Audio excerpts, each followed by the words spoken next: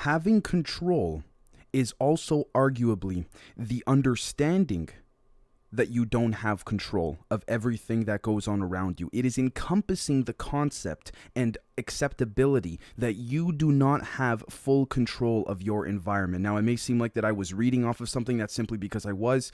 The idea or the thought that I just mentioned, or proposed, if you will, just came to me yesterday, actually, which as of the day I'm recording this was the day in which I went for the hike on the live stream. So I do apologize if I seem a little bit, pooped, tired, wiped out. But again, I've been doing some recordings today, so thank you so much for your patience and understanding. Now, the reason I say that having control may in fact encompass the overall understanding that you do not have control pertains to the fact that the overall philosophical implications of life in general pertaining to, someone trying to understand the way in which, the direction of life may go or may not go relative to their personal experiences is that we cannot control anything outside of our immediate vicinity, whether that is our thoughts, whether that is our energy, whether that is a physical component or structure within our respective environment. And so the reason I bring this up, folks, is because I before I read the title and before I get into all of this, it really makes me think, this particular example of accepting the fact that you do not have control of everything in your life around you. Therefore, accepting that creates and allows you to have more control when walking into a room full of people or something like this, only helps me think more and more of the quantum physics proposal that seems to be, I guess you could say, manifesting itself more and more to fruition of reality relative to the surface level of academia, which is that the more you focus on yourself, not in a selfish way, but in a way of self-improvement, in a structural format of comprehending the idea that you do not control everything around you. So, okay, let's focus on the things I can control within this current vicinity, similar to that of the theory of extrasensory perception, which is that there's this, theory or proposal pertaining to extrasensory perception that we, for example, you and I as human beings have extra senses outside of the ones in which have been scientifically studied and, solidified relative to the biological understanding of the simulation we live in. So in the sense that we have more than just, touch, smell, taste, hear, things like this, right? Now, I bring this up because if we take the theory and the proposal of extrasensory perception, or ESP, we understand that the theory behind extrasensory perception is that, or the premise of it is that all points in time are equal. Ironically enough, this is what Ben Rich, the former head of Lockheed Martin Skunk Works division, also said to some of his colleagues, again, based off of a secondhand quote, granted, but that's also what he said about how certain craft actually tend to transport themselves from one point of the galaxy to another within less than a second relative to the way in which we perceive time. And I use this example, sorry if I'm going all over the place right at the beginning, but I use this example because we must apply that same type of understanding of how all points in time are equal to that of which the applicatory phenomenon seems to be entering into our world. And what I mean by that is that if people have a UFO experience, right, or if people have a paranormal experience, doesn't even have to be UFO related, we need to understand that it is all about living in the moment. And the more we live in the moment with respect to that particular point in time, the more interactions will probably result in more of a positively oriented experience. And I say this because for those of you that are members that are seeing this, 2-3 weeks before this goes public, I know most of you personally. And again, I know a lot of you that are not even members either. Great people, all of you. Again, thank you so much for supporting the show. I say this with respects to you individually, because I do believe, and I'm speaking to you, whether it's, Scott, Dan, Michelle, you name it, the concept behind understanding that everything within our environment is relative to being equal in points of time, and absorbing that, rather, or intermeshing that mentality with the understanding that we have control because we do not have control of everything, is exactly what gives us that same concept of how some of these craft energetically are seen folding into themselves while also going outwards. I know that might not make sense, but you'll see what I mean very shortly. Now, the title of this episode is called, give me 1 second, I made a huge mistake regarding graphene, the Pacific Ocean black hole, the Cold War of cable, and I watched Squid Games. Here's what I think. Now, before I get started, I really did want to thank all of you folks that are members for being so patient relative to there not being as many members episodes this past week. As many of you know, or most of you know at this point, Camden has a sinus infection. I'm really doing the best that I can without trying to burn myself out mentally and physically.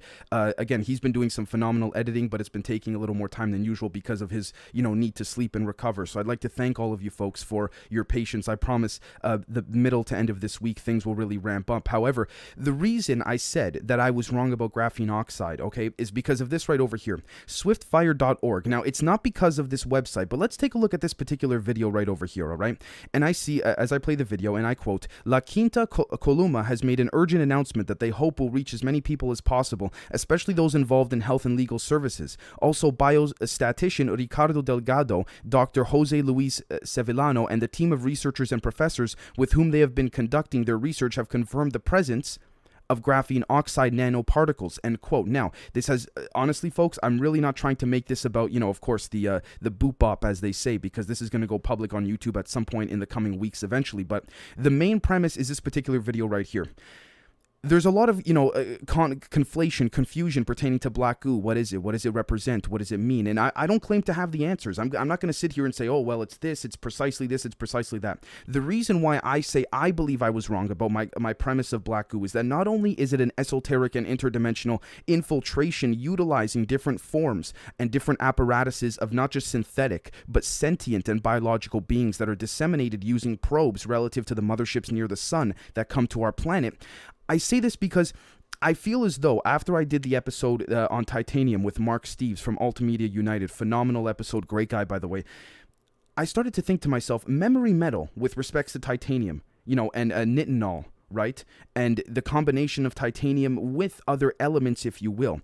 And, uranium, plutonium, all these different forms of propaganda that seem to disseminate into our minds makes me think that the energy grid in which we are living under in the artificial sense, not the natural energy grids of the planet, but the artificial energy grids relative to HARP and, CERN and things like this, is what is gravitating this black goo towards coming closer and closer to us. All these extraterrestrial beings had to do was disseminate this black goo into our dimension. And I say this because our negative intentions, our depravity, our sadness, our energetic way, our louche, if you want to call it, which the reptilians allegedly refer to it as, is so depraved that this black goo is an extra apparatus of feeding off of our energies as a form of extraction, because people nowadays are becoming more and more aware using cell phones and things like this. So you might be saying, Dave, are you saying that this black goo is a form of extracting energy relative to certain beings not being able to abduct people nowadays because technology on the surface of our population has gotten so advanced that people can document things with their phones? Yes and no, because one side of the argument is, well, if they're so advanced, they could simply implant something in our memories or make us forget our memory. For example, right, as we've seen in many cases before, pilots, United States Air Force pilots and other pilots around the world, respective to the governments they work for, experience a UFO encounter and then they lose track of time. They realize half an hour went by and they don't remember anything that happened. So I understand that if there are certain species that are so advanced, you'd say, okay, why is it they're using black goo? Why? Because all of a sudden we have these things called cell phones. You don't think they could get around that some way? And again, we got to play devil's advocate. Absolutely. However, the black goo is to create more of a depraved interest. All right, on top of it being a multi-purposeful apparatus and weapon, if you want to call it. I'm hesitant to use the word weapon, but I say this because, again, there's one element of a lot of different factors that are not particularly known relative to black goo with respect to the average person. And what do I mean by that? Well, let's take a look at this right over here, okay? The non-orthogonal design. This is according to psychologydictionary.org. And I'd like to thank Doc Rena for actually giving me the, idea, or the sort of, I guess you introducing me to the sort of non-orthogonal design term, if you will, because I don't believe I've heard of it prior to that. I've heard of orthogonal designs, but not non-orthogonal. And I quote, this is the best definition I could find relative to trying to explain it in layman's terms. A factorial model, this is what a non-orthogonal design is a factorial model wherein the amount of items or observations in each cell varies, or wherein the cell sizes do not have a specific constant of propartality. Now, what is propartality? Let's quickly look this up in real time here. We're going to do a quick little dictionary search, and we will see that propartality, again, doesn't have a result, interestingly enough. So we see here, if we take a quick little search with Google, let's see what happens in this particular case. Again, Very difficult to find, isn't it? Take a look at what comes up though. Nanocomposites, nanostructures, and their applications. Again, a lot of it refers to that of German studies, but we're not going to find much on this. Interestingly enough, isn't it? Interestingly enough that we won't find much. Now, let's take a look at this visual right here, because the one thing I was able to find was orthogonal and non-orthogonal frequency division and multiplexing pertaining to radio frequencies. Interesting that relative to the public academia of not just the internet, but even STEM, science, technology, engineering, mathematics, there's nothing on the surface as it pertains to studying these types of, I guess you could say, phenomenon or frequential occurrences. I don't want to call them phenomenon, but that's what the scientific community would say publicly. Folks, what I'm seeing here with orthogonal frequency division multiplexing and non-orthogonal frequencies and non-orthogonal structures is that, you remember quantum computing? Back in 2010, it was considered totally impossible and there was very little funding and what have you. It was purposely kept secret from the surface level of academia, whether it was in physics, engineering, you name it. I think this is what we're seeing here with non-orthogonal structures, okay? And I say that because, again, not simply because a definition of propartality didn't come up when we did a quick search, but rather because of things like this. cpb-us-w2.wpmucdn.com. Now, I'm going to scroll up a bit very quickly just to give you guys the premise of what we're seeing here. These are non-orthogonal bases, okay? Although orthogonal bases have many useful properties, it is possible and sometimes desirable to use a set of non-orthogonal bases, functions for discretization, okay? So, take a look at this right over here. The main property we want, and I'm going to tie this bring this full circle back to the black goo aspect, back to the different things that I've been mentioning here pertaining to, again, the dissemination of what's occurring all around us in real time. The main property we want from a basis is that the mapping from each signal space to coefficient space is a stable bijection. Each signal should have a different set of expansion coefficients, and each set of expansion coefficients should correspond to a different signal. Small changes in the expansion coefficients should not lead to large changes in the resynthesized signal. We also want a concrete method for calculating the coefficients in a basis expansion. All right, we start our discussion in the familiar setting of Rn. Now, again, I'm not going to pretend like I'm a physicist, like I know what any of this of the symbols and the terminology means. I'm not going to pretend like I do whatsoever. However, what we're seeing here is a description from my understanding and my gathering of, again, similar to what Frantic Missy described about understanding how paranormal beings are trying to explain and make us understand, rather, how paranormal beings, for example, that are stuck in sort of a negatively oriented trauma-like state that do not leave a certain vicinity, like a ghost that does not leave the property of a house that is very old or of where a house used to be. Maybe a house is rebuilt, but the point is the energetic and magnetism of that particular person's consciousness is stuck within that place. That is a non-orthogonal structure. That does not mean they are dead per se. They are alive at a different point in time relative to the trauma experienced via the electromagnetic statics that create these non-orthogonal bases as explained right here. And I say this because I really do believe in the next 5 to 10 years, we're going to see a lot more revelations and discoveries of non-orthogonal bases. And I'd like to thank Rena for this because, I was looking at this all evening after my research and doing the things I had to do on the back end for the show. I was like, my God. And so what I see here, okay, as we scroll down, we're going to jump again. This is all fancy science and math. I have no idea what, I guess you could say, what we're seeing here. However, when it got back to more English speaking or layman terminology, rather, what I found here was very interesting. The construction of the dual basis, which tells us how to compute the expansion coefficients for a basis in Rn, relied on manipulating matrices that contained the basis vectors. If our signals of interest are not length n vectors, I presume n represents a certain a stagnant point or fixed point, but still live in a finite dimensional Hilbert space S, then we can proceed in a similar manner. So take this in, folks. If our signals of interest are not length of x or n said vectors, but still live in a finite dimensional Hilbert space, okay?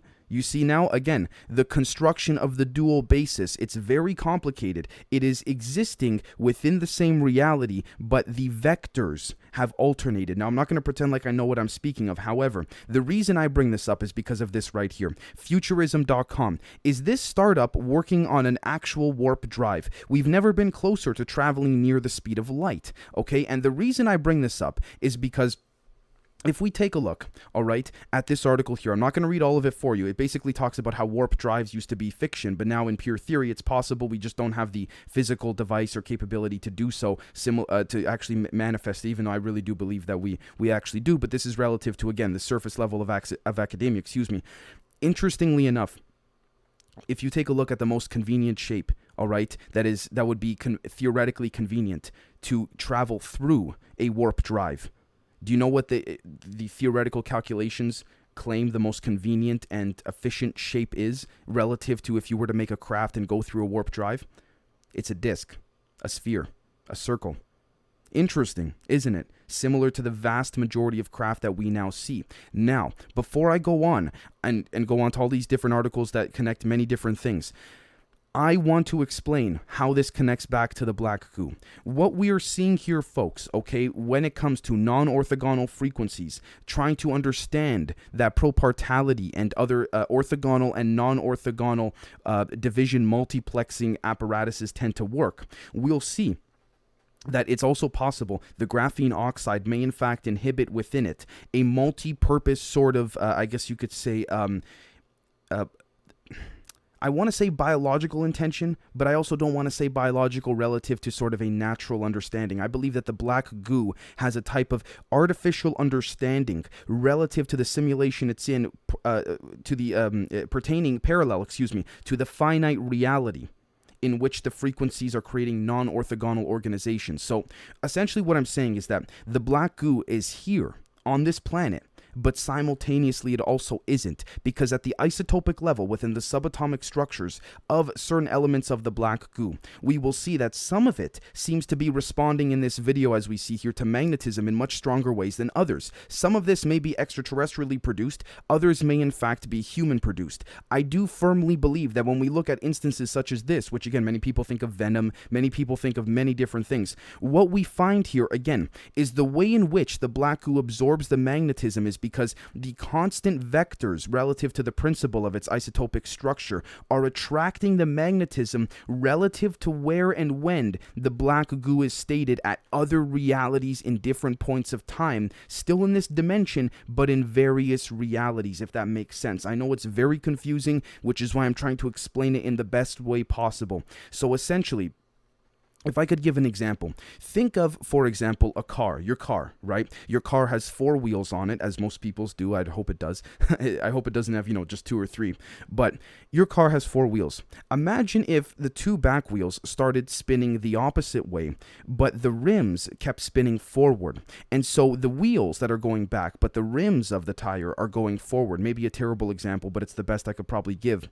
Is the same way in which the vectors residing within the isotopic structure of the black goo are functioning. So we're seeing a multi-purpose, multi-reality energy or type of, I don't want to say being, but sentient artificial intelligence, if you want to call it. Again, the problem I have more so is using the appropriate words or the closest words relative to the appropriate terminology suited for it. But again, we see ultimately that this could in fact be the case. And I say that because take a look, for example, at all of the different types of black goo there seems to be found all over the world, whether it's beaches, whether it's within the lab, whether it's, people saying, hey, let's take a look at this right over here. It's with magnets. We see the most amount seemingly based on, public databases and centralized databases of community crowdsourced knowledge and gathering come out of Australia at the moment in terms of black goo being found in very natural places, if you want to call it, such as, beaches, campgrounds, things like this, places where nature is supposed to be far more, I guess you could say, natural, really. I can't think of a better word. And I say that because before I go on, think of, for example, you being someone who lives in a city and you've just recently moved to the city, but you are an avid hiker and you keep saying, oh my God, I got to get out of the city, at least 2-3 times a month to go for a nice hike, right? When you leave the city, you notice a major difference in the energy in the air. That's pretty damn obvious. You don't necessarily need to be esoteric or spiritual to just say, like, I don't know what it is, but I can feel something is different, right? And so what is happening, it seems like, based on my research that I wanted to present here, is that using non-orthogonal structures, black goo is being disseminated into more rural, urban, and I guess you could say suburban areas, where there is much more lower wave frequencies to infect and interact with our consciousness. And again, there are certain things being disseminated, we could argue publicly, that will encourage this, just like with everything else, the food we eat, the water we drink, the inoculations that have been put in us, whether when we were young or with what's going on now. again, I have to be very careful when I say this, but you probably know where I'm going to go with this in terms of the direction of my description. At the same time, what we also have to understand too is that black goo is appearing very strongly on beaches. It's appearing in national parks and forests. People are finding it more avidly. That's because when the lower frequency energies are more prevalent in those particular cases, in those particular areas rather, we will find that black goo appears to sort of take over for the artificial grid that this planet's encompassed over. So we find things like, black goo at beaches, black goo at, parks. When you're taking your kids to the park, you find some weird black goo in the sand. You put a magnet to it, my God, it starts to move. It is covering up for these sort of gaping areas or loopholes of the planet that the artificial, I don't want to say mind control grid, but one of the multiple layers of many different grids relative to the holographic substrates of HARP and CERN are filling in for the weaker parts of the grid, if that makes sense. I apologize if it took me so long to get there, but the point that I'm trying to make here ultimately has to do with what we're going to see next. So let's take a look. Oh, excuse me. Give me 1 second.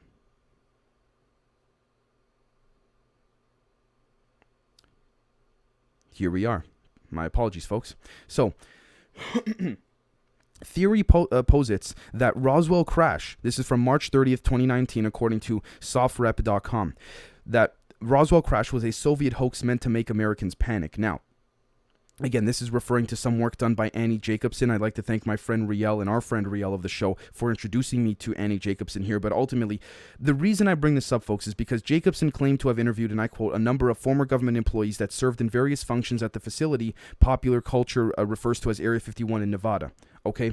And we see here the employees Jacobson interviewed substantiated the claim that the Groom Lake airstrip was used for testing new military aircraft rather than reverse engineering flying saucers. That is, until she met an engineer who wished to remain anonymous that claimed that he did spend some time dismantling and studying the wreckage of a saucer-like aircraft that was nothing like the Americans had seen before. This source, whom Jacobson claimed to trust implicitly, claimed that the wreckage, as well as the small crew inside, were shipped to Area 51 from Wright-Patterson Air Force Base in 1951, 4 years after they were recovered in Roswell, New Mexico.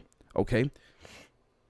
Now, I do want to say that Miss Jacobson, from my understanding, says that after this source passes away, I believe the source currently claims he is in his 90s. He said that she can go forward with a lot of what he says. Allegedly, this source also sits on the Atomic Energy Commission, which is understandable as to why he would not want to be, known now, or at least used to sit on the Atomic Energy Commission in the past. Let's take a look here. The crew, according to Annie Jacobson's book, were unfortunate casualties of a failed eugenics program started by the Nazis and possibly even continued under Stalin after World War II. Worse still, based on their small stature, Jacobson's source believed them to be children, not aliens, but victims of scientific experimentation that began in the concentration camps of the Second World War. Now, you folks might be saying, Dave, are you saying that, so Roswell was a psyop by Joseph Stalin? The Russians, the Soviets, if you will? Hold on, I'm getting somewhere relative to the non-orthogonal structures here, folks. The spaceship was said to be a modified Horton Ho 229 that the Soviet Union captured from the Nazi Luftwaffe during the war. Officially, these admittedly alien-looking aircraft never made it past testing. Again, we could also understand why they'd be alien-looking per se, relative to Hitler and the Nazis getting in contact with the Vril Society and other ET civilizations in the early to mid-30s. With the only one fully functioning model ever being completed before crashing during one of a handful of test flights. This aircraft was said to have been modified to accommodate 3 small pilots instead of two full-grown adults. Okay, now we have to be vigilant of a few different things here. Let's be vigilant of the fact that Miss Jacobson's source may in fact be reliable, but he may have been fed disinfo relative to his position in the Atomic Energy Commission, as well as within other contracting companies and agencies and institutions he's worked in due to compartmentalization. At the same time, if we cross-reference this with Lieutenant Colonel French's claims, Lieutenant Colonel Richard French, if I'm not mistaken, amongst many others, highly respected veterans, Colonel Corso, you name it, many of them said there were 2 crashes at Roswell that day, not 1. This is also interesting as well, okay? And I'll say, you'll see why in a second I say this. So, the possibility that the craft was designed to be controlled remotely comes up in her source's description of the vehicle, as it did not seem to have any functioning control surfaces within the cabin. Interestingly enough, unloading of the captured Horton Ho 229 V3 from a train by U.S. military. Now, again, it's been alleged that this, it was in fact the craft that crashed at Roswell relative to the popular crash site. Now, I say this because think about, for example, and if we look, according to Jacques Vallée on James James Fox on Joe Rogan's show. And according to Colonel Philip Corso's book, if I'm not mistaken as well, the actual craft that crashed at Roswell was not a disc.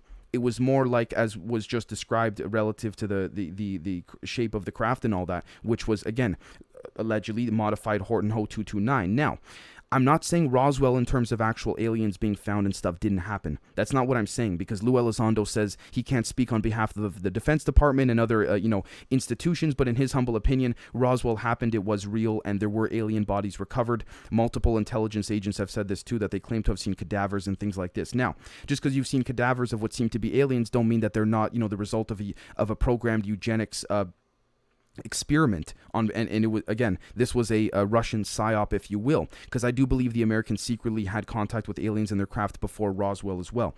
But think about it like this. Lieutenant Colonel Richard French says that there were 2 crashes at Roswell. Others say that there weren't. Some say yes, some say no. Some say that this was, again, there were, these aliens were not really aliens, so to speak, but they were, in fact, again, they were, children that were very strongly and sadly experimented on. What if both happened? Think about the different timelines of the non-orthogonal structures relative to the way in which it is used via radio frequencies. Don't frequencies essentially make up everything as part of our lives with respects to, how we live, function, survive, how we, technically speaking, exist? Frequencies, vibrational strings, things like this. And I'd like to thank a very good friend of the show, Maria, who said in a Zoom call yesterday evening, as of the day I'm recording this, that again, the same way that Lockheed Martin describes on their website very, very strongly and adamantly that they can now make cloaked craft, which they just quietly updated on their site. You can check it out, they did, by explaining that they can make gravity bend around the craft, similar to what, many, Bob Lazar and many others said, but let's put that aside for a second. We'll find here that it's the same concept in terms of, look at how these radio waves are crossing over, the frequency waves are crossing over, right? Sort of like a Venn diagram type structure. So if we were to apply these frequencies as that of being multiple realities, like this one here is one reality, this is another one, this is the third one, a fourth one. See how some events cross over, then others don't? If you were to visualize it in that regard, if we were to imagine that these frequencies and this visualization here are not just frequencies, but say events that occur, what if, again, 2 crashes did happen at Roswell, but they also didn't? I know that's very confusing, but that's why I wanted to start this off with, again, the non-orthogonal structure of things, okay? And I say this because if we take a look here at crystallinks.com, the Nazi Bell's Die Glock was, and I quote, was a purported secret Nazi scientific technological device, secret weapon, or Wunderwaffe. First described by Polish journalist Igor Witkowski, it was later popularized by military journalist and author Nick Cook, as well as by writers Joseph P. Farrell and others associated with Nazi occultism and anti-gravity or free energy research, end quote. There's footage, as many of you have seen in the members' catalogs and archives. There is footage of the bell being tested and strapped to chains within this particular vicinity and this location, right? And so again, whether or not the existence of that is there is hard to say. However, what I also find interesting as well is that, and I quote, Witkowski wrote that he first discovered the existence of Die Glock by reading transcripts from an interrogation of former Nazi SS officer Jacob Sporenberg. According to Witkowski, he was shown the classified transcripts in August 1997 by an unnamed Polish intelligence contact who said had access to Polish government documents regarding Nazi secret weapons. All right, so take a look at this right here. Allegedly an experiment carried out by Third Reich scientists working for the SS in a German facility known as Der Reis, or the Giant, near the Wenkalsas mine and close to the Czech border. Die Glock, which is again the craft, the sort of the Nazi bell that we've come to know now, is described as being a device made out of a hard, heavy metal, approximately 9 feet wide and 12 to 15 feet high, having a shape similar to that of a large bell. Okay, now first off, before I go on, approximately 9 feet wide. All right. Do you want to know what's quite equally as interesting as well? Non-orthogonal structures seem, frequential structures seem to operate best. All right, when the number 9 is associated with that of the frequencies emitting from it. Okay, pertaining to that of non-orthogonal radio frequencies and many other different variations. The number 9 seems to occur. Interestingly enough, I'm just going to lay it out here. You folks, you make the connections as you see fit. It's not for me to tell you what connects and what doesn't, but those Ebens from the 1954 Greada Treaty,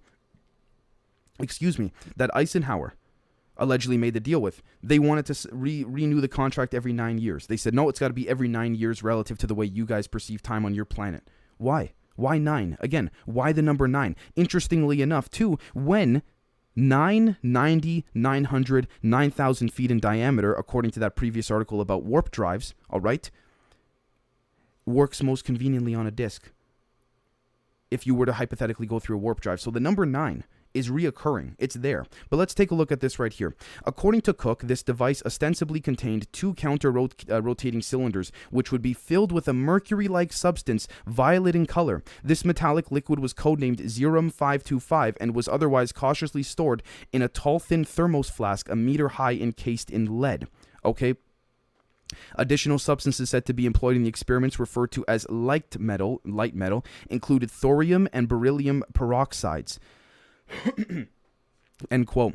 You want to know black goo has been noticed aside from magnets? It's been known, generally speaking, again, there's no study on this, I will admit, but it has been known to be quite active around thorium and beryllium peroxides, in addition to certain, not all, certain variations of graphite or graphene, however you want to name, have also been responding in this way, and we can look it up just by looking at the basic studies on science medical journals. Not medical journals, science journals, and peer review papers and things like this. And so, again, looking at all of this really makes you think, okay, is there a connection here that, again, the mainstream media would just simply ridicule because, again, it seems like, you got some crazy guy just, making random connections, or is there actually a cover-up here? So take a look at this. Let's see here. Cook describes Diglock as emitting strong radiation when activated, an effect that supposedly led to the death of several unnamed scientists and various plant and animal test subjects. Based upon certain external indications, Wachowski states that the ruins of a metal framework in the vicinity of the Wenceslas mine, aesthetically dubbed the Henge, may have once served as a test rig for an experiment in anti-gravity propulsion generated with Diglock. Others, however, dismiss the derelict structure as simply being a conventional industrial cooling tower. End quote. Again, yeah, cooling tower. Yeah, I'm sure there's a cooling. That's just, phenomenal explanation. Cooling tower. The evidence doesn't add up whatsoever, right? The reason I bring this up is because it seems as though there is a consistent material or substance that is harnessed in an interdimensional fashion relative to non-orthogonal frequencies and non-orthogonal time frames and warp drives. All right, that is substantiating and seemingly coming forward very, very slowly, similar to how quantum computing back in 2010 and 11 were coming forward very slowly. Interestingly enough, very quick little side note, do you folks want to know who one of the largest funders, I think he was in the top 3 at the time in the world, funders of quantum computing were back in 2010 and 11? Jeffrey Epstein. Interesting, isn't it? You take that as you will. Anyways, take a look at this right over here. MaritimeHerald.com. Cold War between the U.S. and Russia at the bottom of the sea to cut the internet. May 8th, 2018. Okay, and we're going to tie this in full circle with a lot of different things. And I say this because you're going to see very strongly why I bring this up. So let's take a look at this right over here. A post from Reddit.com. I know a lot of you folks might say, oh, Dave, it's just a Reddit post, what have you. But listen to what this person says. This is what I love about crowdsourcing public knowledge. Posted by u/Eureka Stockade 2 days ago as of the time I'm recording this. Thank you so much, my friend, for posting this. Maybe you might see this episode, maybe you won't. Underwater cables. Proof that World War I and II and Cold War were staged. Again, maybe that's a bit of an overly, sensationalized statement, but again, it's to attract attention to the post. The fact that no enemy has cut the underwater telecommunications linking Britain and the USA is proof that World War I and II, the Cold War with Russia, and the ME wars were all staged. Okay? All international communications are via underwater telecom cables, which have been operating since at least the 1900s. From the 1850s until 1911, British submarine cable systems dominated the most important market, the North Atlantic Ocean. Okay? Yet we're expected to believe that cutting these telecom cables never occurred to either the Germans or Japanese or Russians or Muslim terrorists. Only the occasional shark takes a bite out of an undersea cable and causes disruptions. Why didn't Bin Laden cripple America by cutting their transatlantic cables to the UK and EU? The international telecommunications grid is most vulnerable when the undersea cables come ashore on the coast. So why did Japanese Emperor Hirohito bomb Pearl Harbor when he could have easily bombed the Trans-Pacific Cable landing station on Guam, disconnecting U.S. bankers from Hong Kong and Asia? He makes a point, or she makes a point, and this is a map showing where the cable is. or one of them are, for example.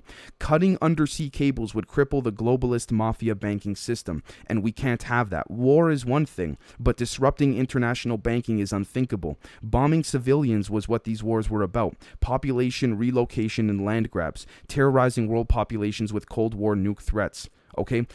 I see what this person is saying here when they make this post. I really do. I truly do. They make a very good point here. Again, they go into more elaborate details to explain and substantiate why this would be the case. Look, here's an example of one undersea cable from Australia to Singapore. They're great points. Why hasn't this been done? I have a theory that the black goo in some cases that has been seen so strongly within subaquatic surfaces and terrain have within underwater vicinities, they're attaching themselves to the banking system, to the pipelines, the telecommunication lines that connect and essentially hold together the true infrastructure of our artificial made-up banking system to manifest the same way that we saw the video of the God gene being removed in that presentation from State Department officials to certain very mysterious CIA individuals. The VMAT2 gene. What we're seeing here now is, instead of a removal, a connection. However, we are now, sadly, having our minds and consciousnesses via other things such as the beat bop, we'll call it. In my humble opinion, I will say, I'm not saying it as if it's fact, but all of these different things, the food we eat, the things, the quote unquote entertainment we watch, which will take me to my next point, all of this, every single one of it has to do with an apparatus that suppresses itself. And so, what happens when people like you and I start waking up and crowdsourcing knowledge and information? The black goo not only has to insert itself on the surface relative to the different purposes it has, but also underwater, attach itself to the telecommunication pipelines relative to the banking system that holds the infrastructure together for the world, the Bank of London, the Bank of Tokyo, Wall Street, you name it. And that is because the esoteric incursion, meaning, again, you're coming in there and you're essentially, it's not an invasion, but an incursion. We could argue it is an invasion, but the esoteric incursion is to manifest and connect our minds to more of a materialistic currency and system that enslaves us even more because, like I just said a few seconds ago, people like you and I are waking up and crowdsourcing information like this. Again, we'd seem crazy because what I'm presenting here right now, it's not on the Washington Post, so God forbid. But you watch a Washington Post journalist put some of these things together, let's just say they were to ever do that, and you watch how people who follow the mainstream media will say, look at this is a great journalist making connections. And I'm not trying to say that to sort of brag about myself. That's not the point I'm trying to make whatsoever. The point I'm trying to make here, however, is, again, having to do with, as we see here, and I quote, there are plans to build an intercontinental power grid connecting Australia to Singapore via Indonesia, where solar farms in Australia will supposedly supply Asia with electricity, end quote. You see what I'm saying? Again, we see here, engineered energy crisis is part of the globalist control scheme. Controlling the power grid is their power. All right? So again, creating these nuclear weapons threats, using the black goo as seen in some cases underwater to infuse itself. And interestingly enough, this black goo seems to be much more comfortable. I say that strangely. I don't like using that word, but more comfortable in subaquatic environments. It seems to move more freely. Again, I guess because of the water and the liquidification, they're able to sort of, move around in a more fluid manner. It seems, though, however, they're much more in their environment close to water. Again, why is why is this black goo popping up on beaches as well, too, on the shores of beaches, right? Now, this takes me to my next point before we get to the Squid Game, the whole Squid Game apparatus and that whole concept there. AtomicInsights.com. Galen Windsor asks, who owns the plutonium? How much is it worth? July 26, 2013. Many, many months ago, thanks to a friend of ours here on the show, within the members section, actually did in fact bring this up to us. And again, there were some others that recently brought this up as well too, such as Jeremy Riss, for those alien scientists. For those that are members, you may have seen the conversation. They'll go public in a handful of days from now. But Galen Windsor was a hands-on nuclear expert in the fullest sense of the phrase. Before irrational irradiation protection rules were imposed, he and his colleagues directly handled the used fuel. Since they needed to touch radioactive materials to accomplish their mission, they cannot maximize distance or use shielding. Okay. According to his story, Windsor and his colleagues knew enough about the material that they were handling to prevent most skin burns, but they had a job to do and did not allow a desire to lower doses below the level of immediate risk to impede their successful accomplishment. Okay. This gentleman, end quote, would eat plutonium, And he believes that there were certain levels of toxicity that were raised at a standardized level, similar to how, again, the Rothschilds and the Rockefellers put that radio frequency at a certain hertz standard to make the public think that plutonium's terrible, it's dangerous, you can't, again, at much lower density levels in terms of the radiation it emits and how poignant some of its toxicity is. We can't do anything with it. That's, again, because they do not want us to know. And when I say they, I'm talking, Majestic 12, Zodiac, the military-industrial complex, Big Pharma, the different factions of the elites do not want us to know that smaller doses in smaller amounts could, in fact, again, provide much more esoteric access via that of things like, again, paranormal experiences, you name it. Interestingly enough, plutonium also seems to be used at a much lower state or density, if you will, within some, not all, granted, but in some of the Die Glocke experiments. Interesting, isn't it? Very interesting. Right? Now, take a look at this right here. Digimask.com, Google Maps, the black hole in the Pacific Ocean detected with the technology giant's tool, October 19th, 2021. Okay, so this was just under maybe 2 or 3 weeks back. A lot of people speculated as to what this was because, Google Earth, they would check MapQuest, different sources, and it's very difficult to see what it is. It's been brushed off as allegedly an island. Conveniently enough, there's been an insurmountable amount of black goose sightings taped on people's phones within not that location, but the general vicinity perpendicular to that of the 40th parallel. And I have the evidence on my phone. The amount of footage is crazy. People just seeing black goo type things in the water. Some of it could be debunked, but a lot of it seems to not be. And so what happens here ultimately is that this could in fact be one of the esoteric projections that are emitted that the satellite catches, but is in fact an island in this reality. And I say that because let's apply again the non-orthogonal frequencies. Are there certain vectors that are moving in different variations, similar to the example I gave of the tire with the car and the rims spinning, that creates, for example, a way in which the island could be the hole, if you will, the Pacific Ocean's black hole could be explained away as an island, so to speak, but in reality, it is an island, but at the same time, it's also a black hole based on what Google Earth satellites saw, because the realities have intertwined, and depending on the density in which certain people are in or not in, they are told different things because, again, the timelines have diverted using non-orthogonal principles, if you will. And again, I bring this up because this is also substantiated with respects to the warp drive theory pertaining to, again, this particular article back over here from futurism.com. So the data points, if you want to call them, the concepts are there. Okay, they truly are there. And I say this because, when you take a look, for example, at this right here, ufo-blogger.com, a daytime UFO photographed by cyclists in Senhor do Bonfim, Brazil, right? And we see here some of the images that were photographed by certain cyclists. Now, we don't know what species this is. We don't know if it's maybe even humans experimenting with it. But again, the reason I bring this up is because the cyclists claim to have seen black goo before and after on the ground of where they were cycling. All right, allegedly they claim this. And so, again, that part was sort of dismissed and pushed to the side of the story overall, story, because again, the photographs and all that stuff in this particular case were more prevalent, and again, this is actual, visual evidence that could be, composited and brought forward to the people, to the masses, so people can understand and see what's going on.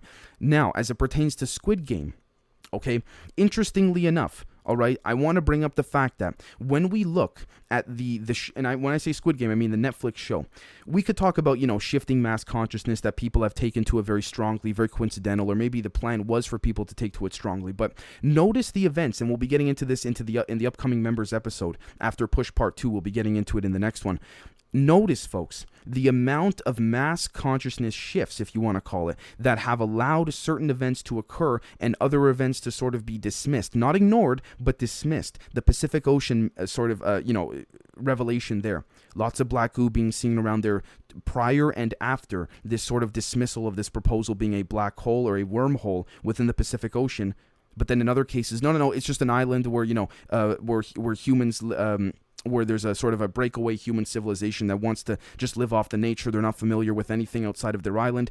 could in fact be both. And I'm not trying to say that it could be both for the simple sake of, again, trying to dismiss or have a cop-out answer, if you will. But I say that as well because if we take a look at Squid Game, okay, according to the AmericanScholar.org, and I quote, "As many have noted, stories like Squid Game and Parasite riff off of our growing societal discomfort with modern-day capitalism and the ever-widening gulf between the rich and the poor." All right. South Korea has become particularly good at encapsulating these issues, perhaps because of its own seemingly successful yet worrisome post-war story. End quote. Fair enough. Squid Game connects to all of this because there's certain symbolisms, certain methods, certain mannerisms, certain phrases that are used within the show, regardless of the language that you're watching, that is reinforcing into people's minds the form of control and discontent. And so what happens here is that you have interdimensional beings that allow for certain disseminations of such propaganda to be brought onto the masses to create a way in which people think, my God, Squid Game is a great example of how we should not be living. We should be more aware of ourselves. Like, to give a metaphorical, anecdotal example, perhaps, there's one part of there's many scenes in the film, in the show Squid Game, regardless of the episode, where when they're inside in their resting room where their beds are in that particular part of the island that they're on, spoiler alert, don't mean to spoil for anyone, and they have the big ball, the prize money inside that big ball on the ceiling there. Notice how they all look like, just, I hate to, they look like ants, or they look like dogs just staring up at the ball, like, drooling that as more cash comes down. Think about, for example, the way in which people will look at that, whether you're watching it with your boyfriend, your girlfriend, your husband, wife, you name it, or your parents, your kids, what have you, and someone says, man, that's a real representation of how attached we are to money and society. Yeah, but you see, that's what, in my humble opinion, after watching Squid Game and thinking very strongly on this, they want us to think that in order to deceive us from what's really happening at a larger scale, which is how the non-orthogonal, non-linear frequencies pertain and connect the different elements of the black goo that is infiltrating our infrastructure esoterically and literally. Okay, now take a look at this right over here. Again, from the AmericanScholar.org. South Korea is also an ancient 5,000-year-old culture with deeply embedded social roots based on Confucian and patriarchal hierarchy. The country was isolated from the Western world for many centuries and accordingly nicknamed the Hermit Kingdom. The sudden superimposition of contemporary influences on the old underbelly of Korean culture has led to the confusion and angst highlighted in many of their recent works of film and literature. Okay, although South Korea's economic success has led to some waves of incoming immigration, it represented in part by the touching Squid Game character Ali, the nation largely remains one provincially monocultural family crowded within half a peninsula and living mainly in high-rise buildings. Okay, with the advent of a stunning mega-rich class and in equal measure an exploited and indebted working class, all living on top of one another, both human ambition and embittered resentment cannot help but build, end quote. All living on top of one another, both human ambition and embittered resentment cannot help but build. Does that now remind you, if you were to visualize it, of this? Building on top of one another, you see? However, their experiences are different. Again, very similar to that of the working class and the super elite rich class. A major dissonance there, a major conflation. You are living in the same world, but two different realities, if you will. That is what's being applied to us. And that is what is using Squid Game to put it in front of our faces in a way that we won't even notice, because they want us to look and say, yes, the masses are waking up. And now they want us to go along, similar to the example that Colonel Corso gave with sort of, you have a shack full of secrets, you're going to give up some of those secrets to hide the rest, and then you're going to move that shack somewhere else. The Squid Game, in my humble opinion, at least if you folks want to know my take, it was that shack. It was one of them. Some were given up relative to the interdimensional dissemination of information to the masses, saying, oh, look, we're waking up. We're seeing now how the elite are ruling over us financially. But it's much deeper than that, at a much more esoteric and a much more physical structure, if you want to refer to it as that. And we see here, for example, take a look. Squid Game, and I quote, obviously owes a lot to Parasite. By the way, ironically enough, the names of these shows. There is a similar sense of class claustrophobia and a liberal use of allegory to represent the different classes and their clashes. Both works rely heavily on a horror-based, bitterly dark satire underscored by violence, yet somehow leavened by a saturine overlay of dissociated innocence. The discordant mishmash of childish humor and horrific darkness in these works feels so Korean and it has somehow become a globally beloved national stylistic hallmark. Okay?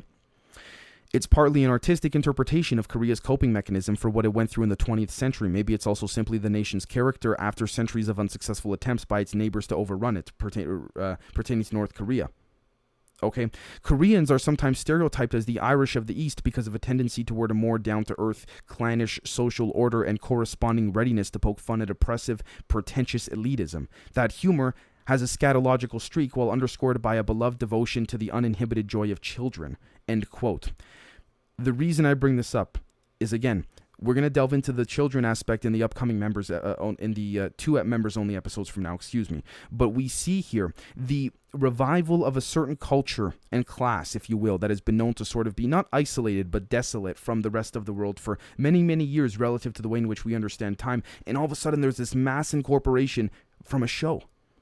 So it's a multi-pronged event here relative to the different densities and realities that we are living in currently and understand relative to our current form of enlightenment, perpendicular to that of our subconscious and our consciousness. And what I mean by that is this. For example, take a look at when we see people that say, hey, I saw a UFO was the shape of a circle. Someone else who didn't even know that person saw the same one and it was a square. Again, perception, using the non-orthogonal frequencies and the different apparatuses relative to the simulation that we live in to create something like this, where it's not just Korean people that tend to generally gravitate. And I'm not saying that in a racist way. I'm saying that in a way of, again, just like in Hollywood. People in Hollywood, they make shows that cater to Americans. In Bollywood, they make shows that cater to Indians. Many, the same idea. And in Korea, they're going to make shows that cater to Koreans, very simply, right?